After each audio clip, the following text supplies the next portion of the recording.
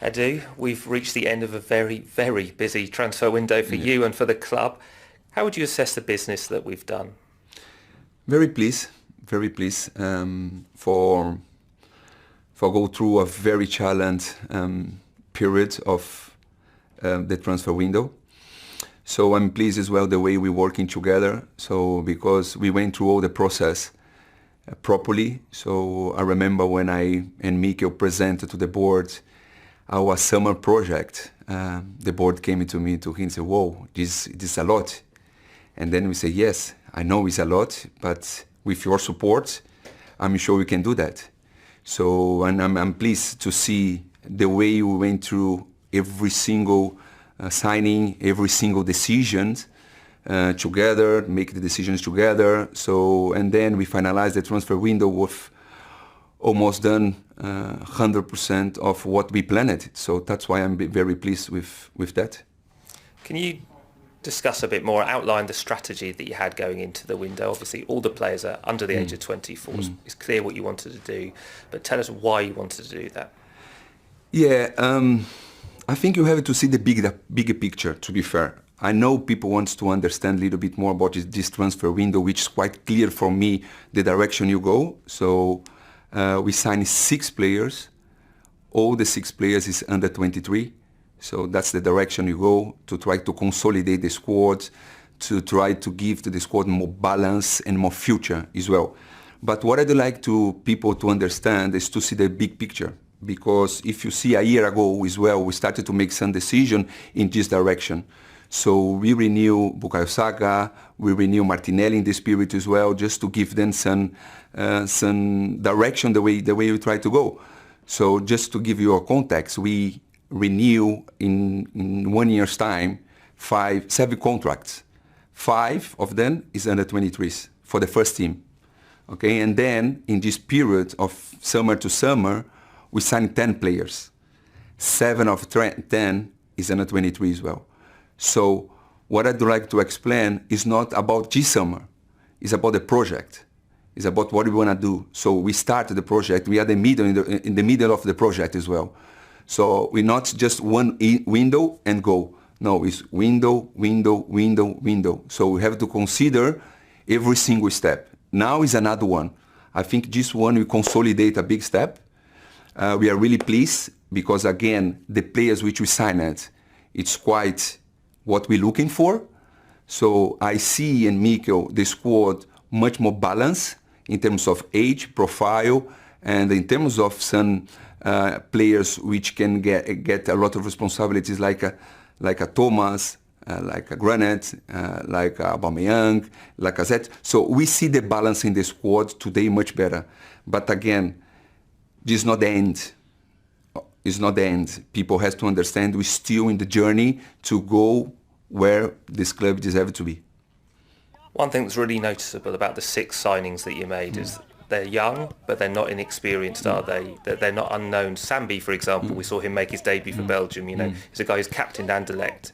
They have a degree of experience despite them being young.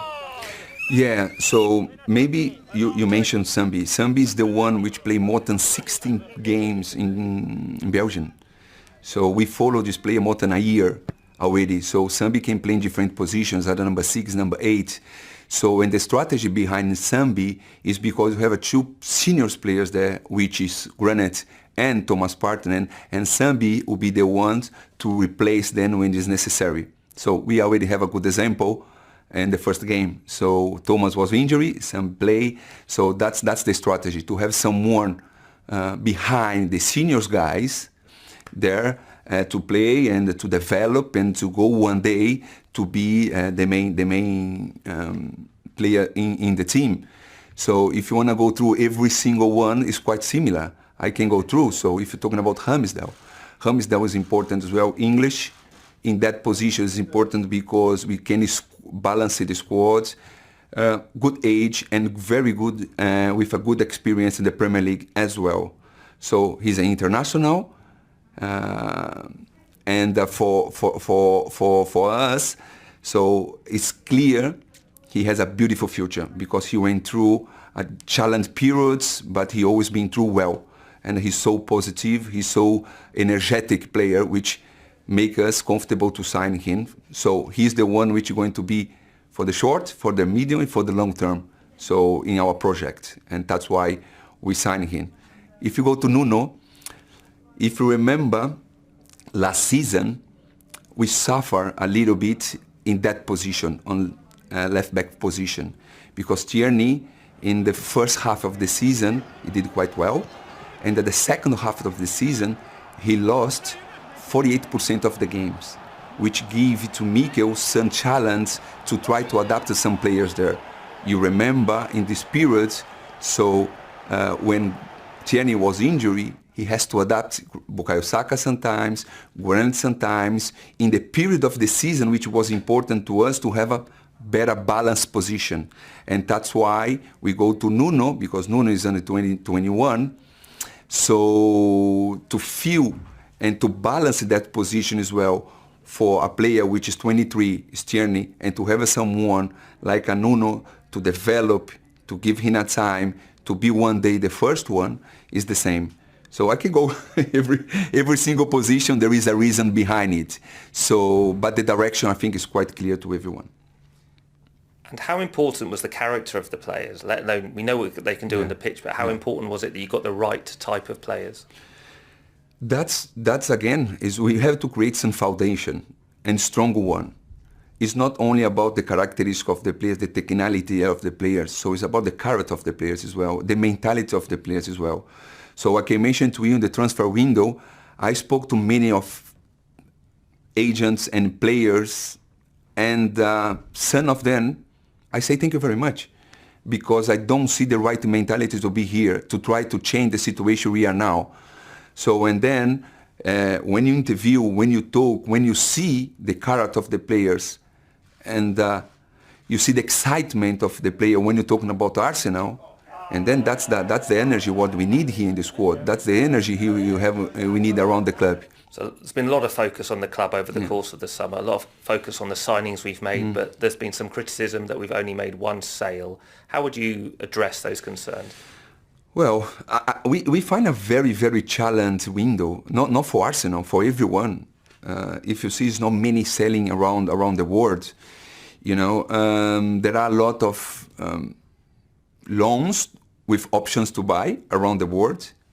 So we did two.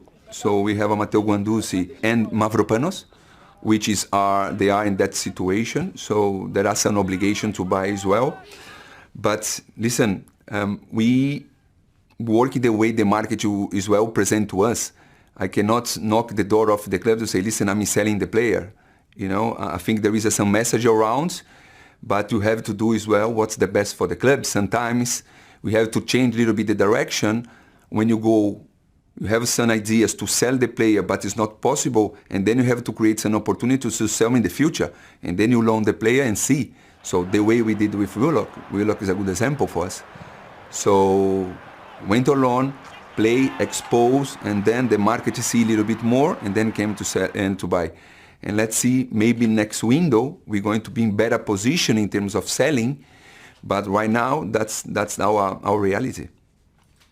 We all know it's been a difficult start to the season on the pitch. So how would you assess where we are now that we've got to the end of the transfer window, a bit of a break for an international break? How would you assess it? Listen, that's hurt us for sure. That's a very uncomfortable situation to be. I understand of the reaction of the fans, of the media. I respect that because I work in different environments, which is always being really tough, really difficult, and that this is Arsenal. We have to accept that. We are where we never have to be, but we have to work it to leave this situation. There is some reason why you're there. We have to accept that. We have to recognize the reasons. And now, so let's put the team together.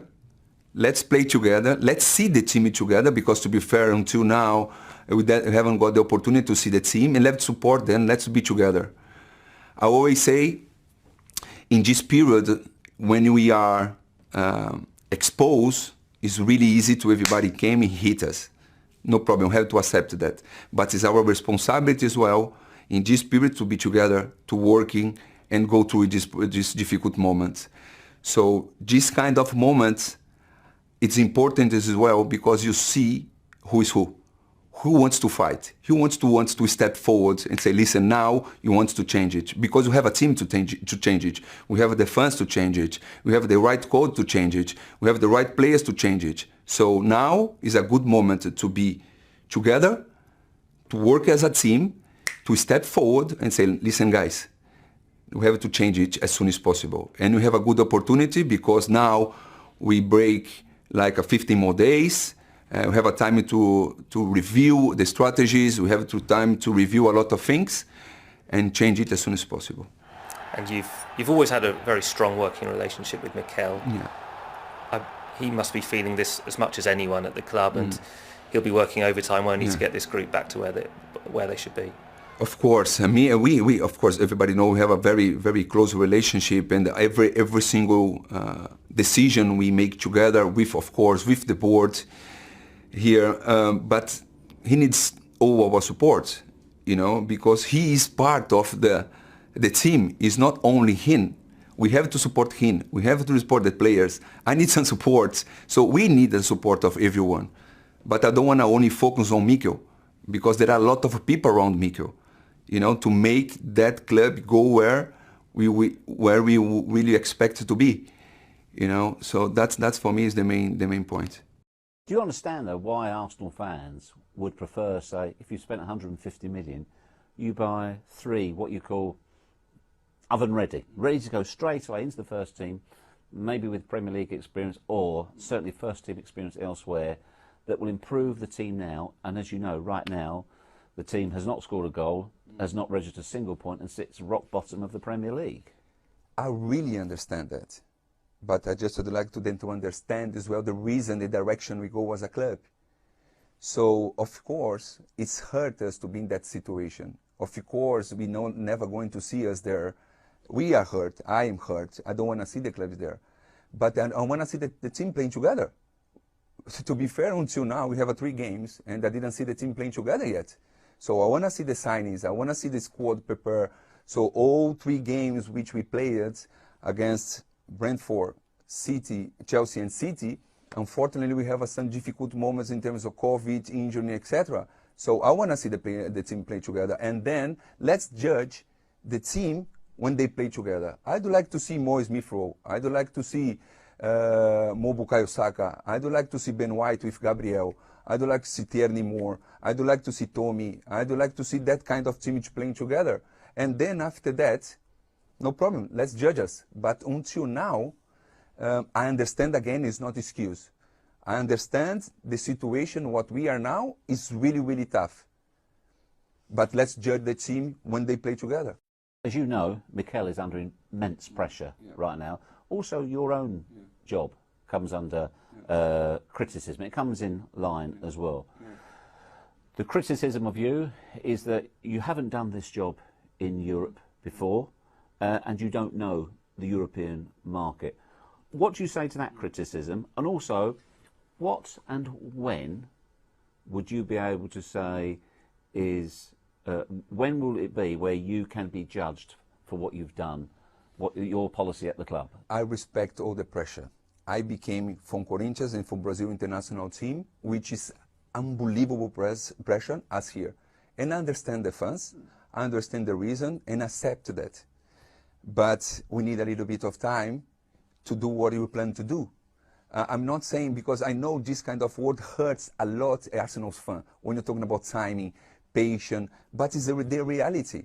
So that's why when I say to you, we have to create a good foundation. To create a good foundation, you need a time.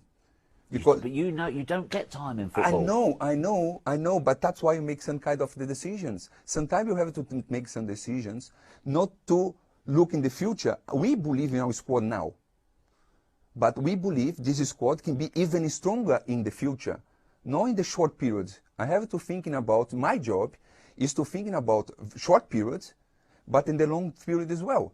How are we going to plan that kind of journey? Because if we now sign 1 or 2 players and we have 3, 4, 5 gaps to fill, and then people are going to look to us and say as well, guys, what are you doing? Because you spend a lot of money here and here. What about the other position for the future? So the balancing is not easy to get.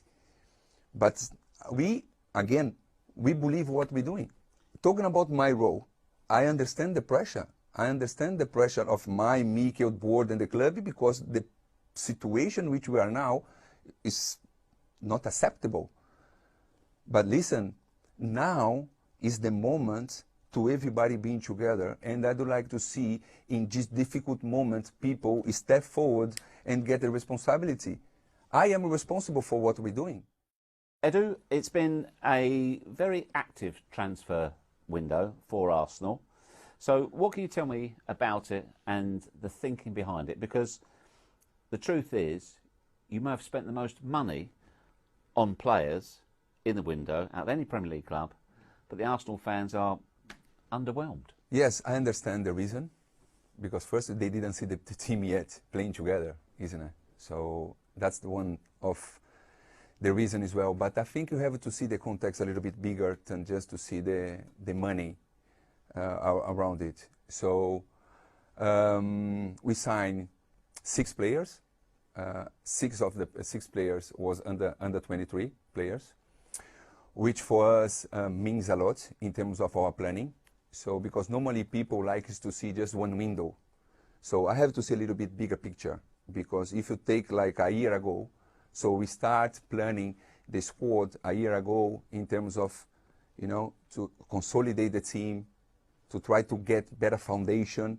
So if you remember, in that period of the years, so we renew Bukayo Saka, we renew Martinelli a year ago, with the intention already to get that kind of the basement in the team. So in 1 year period, we signed 10 players, okay? And 7 of 10 is under 23. We renew 7 players in this period as well, just for teams, 7 players. Why we did that? Because we have a reason to try again to create a good foundation. And then one day, maybe we're going to sign 1 or 2 players only. But after that, it's impossible to sign 1 or 2 players only, because we have a lot to do. We have to balance the squad better. We have to recruit the players with the right characteristics, recruit the players with the right profile to make the squad better, solid, and much more consistent, because we suffer a lot of the last season in the consistent moment during the season, which now I want to give it to Mikel and to the board a much better squad. Nobody has a 100% record in transfers. You try and get the majority right, some wrong. On your watch, Willian, was that just a mistake that didn't work out? If you start to see the decision on Willian was to sign someone with experience, which a lot of Premier League games, and to impact the team straight away. If you see the first game against Fulham, which we play away, and we started very well, and everybody say, wow. So now we have a proper team, and from this game, we go through. But for the circumstances, a lot of different circumstances, the season from the squad and for the Willian as well was really inconsistent for everyone, to be fair. For if you see every single player, we was inconsistent, which now we want to be more consistent. And then in the end of the season, I came to Willian, me and Mikel say, how are you? Because I want you, I need you much more consistent. What's happening? No? And then he mentioned to us, he's not 100% comfortable. And when I listened that, and when Mikel listened that, we make the decisions to say, okay, we don't want a player here which is not 100% comfortable, is not 100% with the team. If not, now is my business to try to find the best solution. If a mistake or not, it's harder to say, because we don't know what will happen if, you know, our season we've been better. We've been more consistent to everyone. So, but the most important thing is We try what we tried. We plan what we planned. If works or not, we have to find a solution. How was the solution? We found a solution.